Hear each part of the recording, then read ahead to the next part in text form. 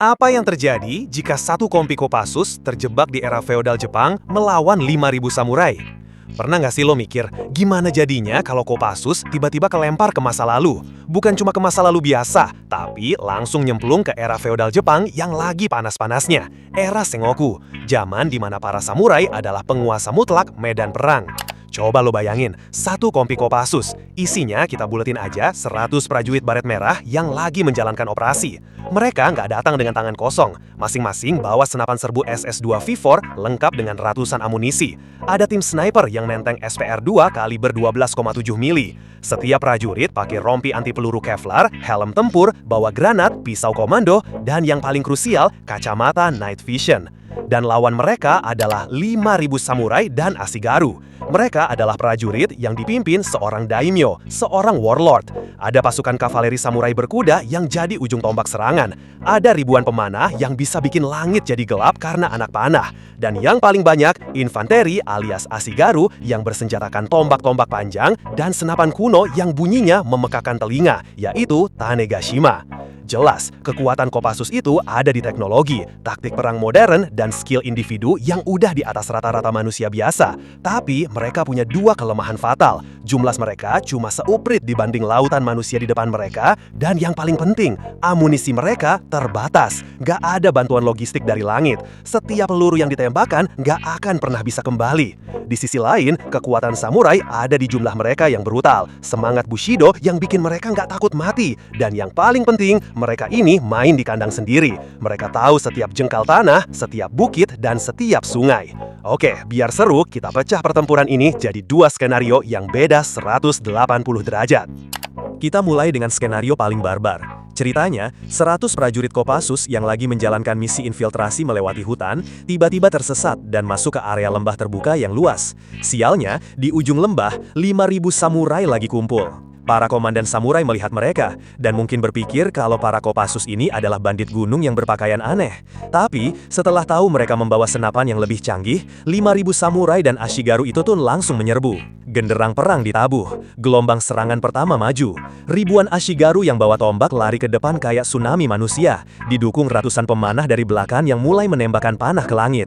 Di pihak Kopassus, 2 orang sniper berlari sekencang mungkin untuk mencari area yang lebih tinggi. Sedangkan yang lain langsung bikin formasi bertahan melingkar, masing-masing prajurit mengambil sektor tembaknya. Mereka biarin musuh mendekat sampai jarak efektif, lalu mulai menembak. Di sini, mereka benar-benar menghemat amunisi yang terbatas. Suara senapan serbu modern yang berbunyi serempak membuat ratusan samurai di barisan depan langsung ambruk. Tubuh mereka hancur tercabik-cabik peluru kaliber 5,56 mm.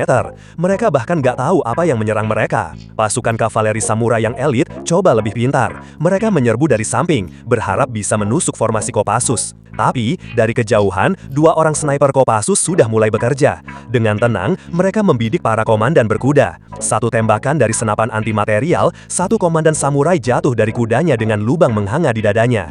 Armor semewah apapun gak ada artinya. Para kesatria berkuda tumbang satu persatu, bahkan sebelum pedang mereka sempat terhunus. Anak panah yang mereka tembakan tidak mampu menembus rompi anti peluru dan helm Kevlar Kopassus. Itu juga berlaku untuk pedang dan tombak. Di 1 jam pertama, ini bukan perang, ini adalah pembantaian. Kopassus jadi benteng kematian yang sangat efisien. Tapi, ada satu masalah yang gak bisa mereka atasi, amunisi. Samurai itu dibesarkan dengan kode kehormatan Bushido, pantang menyerah. Mereka tidak akan mungkin berhenti. Satu gelombang hancur, komandan mereka kirim gelombang kedua. Gelombang kedua musnah, gelombang ketiga maju lagi. Mereka terus-menerus mengorbankan prajurit mereka hanya untuk membuat Kopassus terus menembak. Mereka mengandalkan jumlah. Hasil akhirnya tergantung. Kalau Kopassus mau ambil resiko dan menghabiskan semua amunisi dan logistik yang tersisa, mereka mungkin bisa menang atau menghabisi semua samurai dan ashigaru. Tapi, setelah itu, mereka tidak akan bertahan lebih dari 2 hari. Di sisi lain, jika pasukan samurai dan ashigaru bisa beradaptasi dengan keadaan, maka mereka tidak akan menyerang secara bersamaan.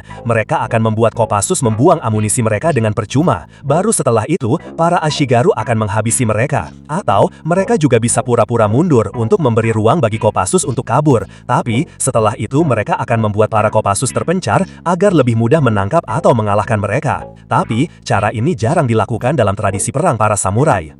Oke, sekarang kita putar balik ceritanya. Di skenario ini, Kopassus pakai aset terbesar mereka, yaitu pengetahuan dan taktik yang lebih modern dan adaptif. Begitu mereka tiba di zaman Sengoku, mereka langsung sadar bahwa perang terbuka hanyalah cari mati. Jadi mereka ganti taktik. Mereka tidak akan pernah menunjukkan diri. Mereka menjadi legenda. Mereka akan menjadi hantu, memanfaatkan kepercayaan orang-orang Jepang saat itu. Terlebih, Kopassus memang akan terlihat seperti makhluk aneh di zaman ini. Fase pertama, menghilang dan mengintai. Dengan kemampuan infiltrasi dan kamuflase mereka, 100 orang itu lenyap di telan hutan. Mereka bergerak di malam hari, menggunakan night vision yang membuat mereka bisa melihat sementara musuh mereka buta total. Selama berminggu-minggu, mereka hanya mengamati, memetakan semuanya. Mulai dari di mana rute patroli, di mana gudang makanan dan senjata, di mana sumber air, dan yang terpenting, di mana markas dan apa kebiasaan si bos besar alias Daimyo. Fase kedua, saatnya bikin kacau. Disinilah keahlian Sandi Yuda Kopassus yang legendaris itu bermain.